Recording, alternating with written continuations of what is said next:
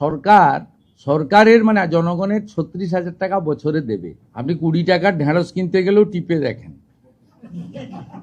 অফলাইনে চালু রেখেছিলাম, আজ থেকে অনলাইনেও চালু হয়ে গেছে। কেন আমরা বিস্তারিত তথ্য সংগ্রহ করছি, আমি এর আগে ওই রাকিবুল শেখের কথা বলেছিলাম।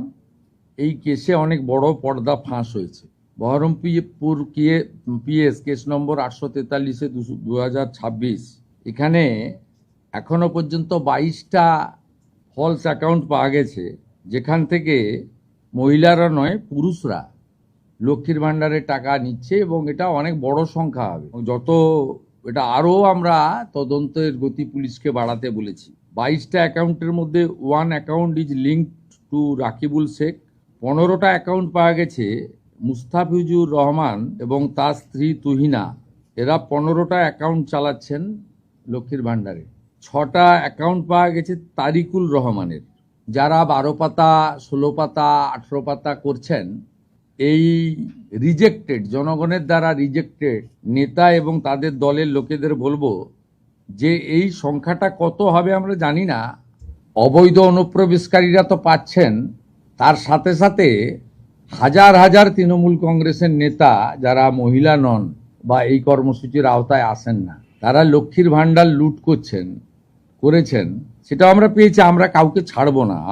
আমি ডিজিপিকে বলেছি সিট গঠন করতে, এবং যেহেতু মানিটারি ডিফলকেশন আছে, মানি লন্ডারিংয়েও এদের কেসকে ট্রান্সফার করার জন্য আমরা ডাইরেকশন দিয়েছি। আমরা হিসাব করে দেখেছি এসআইআর এ নাম বাদ যাওয়া এবং এই রাকিবুল, মুস্তাফিজুর, তারিকুলরা মিলে অন্তত 30 লক্ষ ফলস লক্ষ্মীর ভাণ্ডারের টাকা তুলছেন। 30 লক্ষ গুণিতক 1,500 টাকা করে যদি হিসাব করেন, কত হাজার কোটি টাকা আপনাদের জনগণের টাকা কিভাবে এরা লুট করেছে। এই লুটেরাদের পার্টি, এটা তার প্রমাণ। ফর্মে দেখবেন প্র্যাকটিক্যালি 3টে পৃষ্ঠা ফিল আপ করতে হচ্ছে, বাকিগুলো ট্রাইব্যুনালে যার নাম আছে তার একটা পৃষ্ঠা আছে, সিএতে অ্যাপ্লিকেন্টের আছে, কাস্টের আছে।